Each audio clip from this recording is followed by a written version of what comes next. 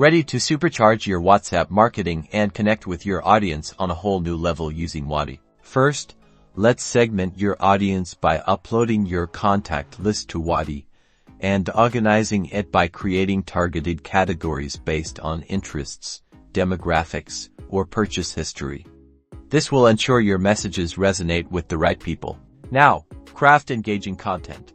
Click on Broadcasts and create a new broadcast. Write compelling messages that provide value, use clear call to actions, personalize your messages with custom fields, and use images or videos to grab attention. Remember, timing is everything, so schedule your broadcasts for optimal engagement. Analyze past campaigns to identify peak engagement times and schedule your messages accordingly.